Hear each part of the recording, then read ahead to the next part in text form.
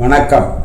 ஆஸ்திரேலிய நாட்டில் வாழ்கின்ற நம் தமிழ் உறவுகள் ஆஸ்திரேலிய தமிழ்ச்சங்கம் என்ற அமைப்பின் பெயரில் விக்டோரியா, மெல்போர்ன் ஆகிய மாநிலத்தில் கடந்த 5 ஆண்டுகளுக்கு மேலாக செயல்பட்டு வருகின்றார்கள்.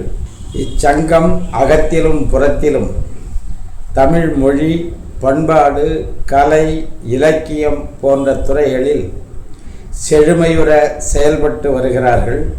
அதேவேளை அண்டை நாடுகளில் தமிழருக்கு இன்னல் வரும்போதெல்லாம் எழுச்சியோடு குரல் கொடுப்பதும், தான் வாழும் ஆஸ்திரேலிய பல்வேறு பண்பாட்டு கூறுகளை உள்ளடக்கிய மக்களோடு ஒன்றிணைந்து அந்நாட்டின் வளர்ச்சிக்கும் அந்நாட்டை தன்னாட்டாக கருதி அதன் வளர்ச்சிக்கும் ஓர்மைக்கும் பாராட்டி வருகிறார்கள்.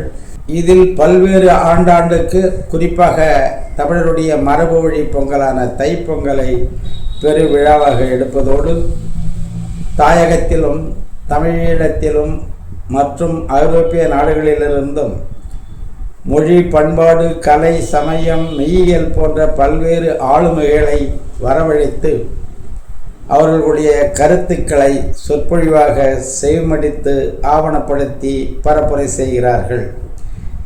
இவ்வாறு தான் புலம்பெயர்ந்த நாடுகளிலும் தன் தாய்மொழியை தன் பிறங்கடைக்கு கடத்துவதற்கும், தன் பிறங்கடைகள் தமிழ் பண்பாட்டு கூறுகளிலிருந்து பிழறாமல் மரபு வழி பேணவும் பாடாற்றி வருகிறார்கள்.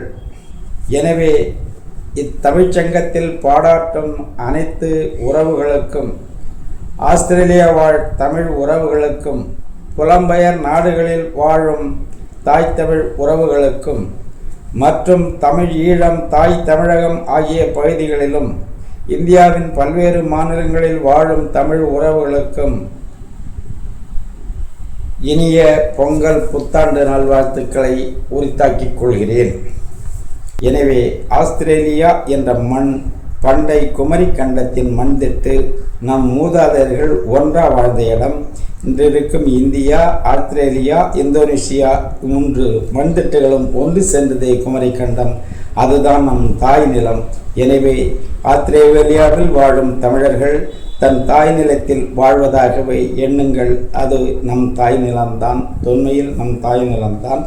நீங்கள் தான் ஆஸ்திரேலிய பழங்குடி மக்களோடு இருக்கின்ற தமிழ் சார்ந்த உறவுகளையும், மொழி வழியில் தமிழ் மொழி எவ்வளவு அங்கே அவர்களோடு ஊடாடி இருக்கிறது என்பதை ஆய்வு செய்து, அவர்கள் தமிழ் இனத்தை நாகர்குடியைச் சேர்ந்தவர்கள் என்ற ஆய்வை அங்கு வாழும் தமிழர்கள் நீங்கள் தான் அதை உறுதி செய்ய வேண்டும், நிரூபிக்க வேண்டும். அத்தகைய பொறுப்பும் கடமையும் உங்களுக்கு இருக்கிறது. புலம்பெயர்ந்த நாடுகளில் இருந்தபோதும் தன்னுடைய தாய்மொழியையும் பண்பாட்டு கூறுகளையும் மெய்யியல் கூறுகளையும் பல்வேறு ஐரோப்பிய நாடுகளில் இருந்தும் தாய் தமிழகத்தில் இருந்தும் தமிழ் ஈழத்தில் இருந்தும் தகைசால் ஆளுமைகளை வரவழைத்து இப்பண்பாட்டு கூறுகளை தொடர்ந்து பேணி நடத்தி வருவதால் உங்களுக்கு மிக்க தலை தாழ்ந்த எனது வணக்கத்தையும் நன்றியையும் கூறிக்கொள்கிறேன். மீண்டும் அனைவருக்கும் எனது பொங்கல் வாழ்த்துக்களை கூறி விடைபெறுகிறேன்.